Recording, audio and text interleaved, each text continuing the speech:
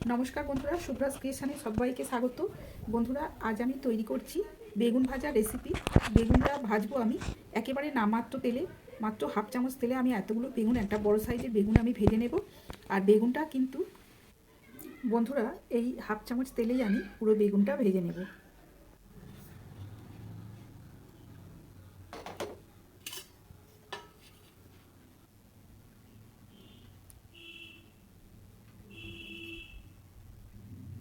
বন্ধুরা দেখুন, আমি ওই হাফ চামচ তেল একটা বাটির মধ্যে ঢেলে রাখলাম। আর একটা প্লেট নিয়েছি, ওর মধ্যে দিয়ে দিচ্ছি 1 চামচ বেসন, 1 চামচ চালের গুঁড়ো, দিয়েছি পরিমাণ মতো লবণ।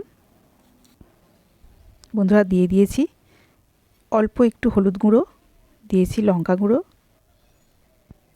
দিয়েছি জিরা গুঁড়ো, আর দিয়েছি গরম মশলা একেবারে অল্প পরিমাণ করে দিয়েছি। দিয়ে আমি ভালোভাবে ওটা চামচের সাহায্যে মিশিয়ে নিচ্ছি। বেগুনগুলো কিন্তু আমি কাটার আগেই বেগুনটা আমি ধুয়ে নিয়েছিলাম, পরে কিন্তু ধোয়া যাবে না। আমি এরপর ওই মধ্যে বেসনের কোটিং, এরভাবে কোটিংটা লাগিয়ে নিলাম।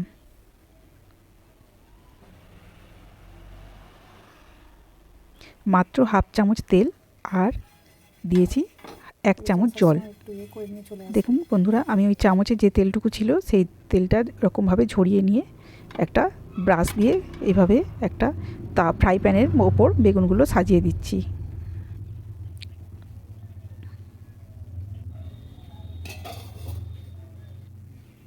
সমস্ত বেগুনগুলো আমি একে একে এর মধ্যে সাজিয়ে দিয়েছি।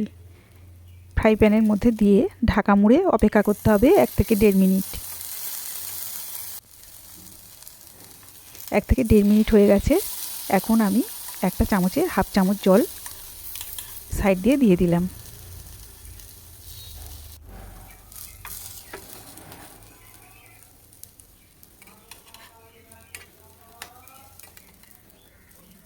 এইভাবে উল্টে পাল্টে ভেজে নিতে হবে।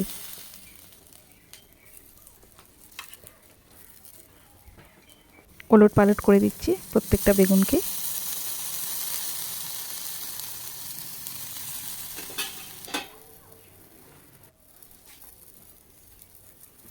আরও হাফ চামচ জল আমি অপর পাশেও দিয়ে দিলাম।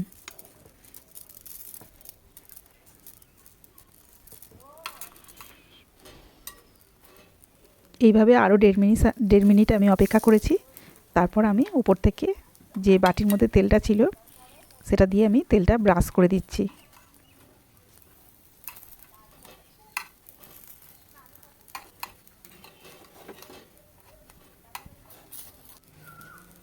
দারুণ হেলদি এই বেগুন ভাজা, একেবারে বিনা তেলে এই বেগুন ভাজা। গরম গরম খেতে কিন্তু অপূর্ব লাগে। আপনারা বাড়িতে ট্রাই করবেন।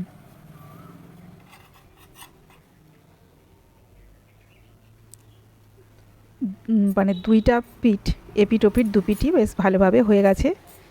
প্রত্যেকটা বেগুন ভাজা হয়ে গেছে।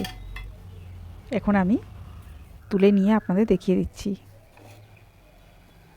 রেসিপি পছন্দ হলে আমার সঙ্গে থাকবেন।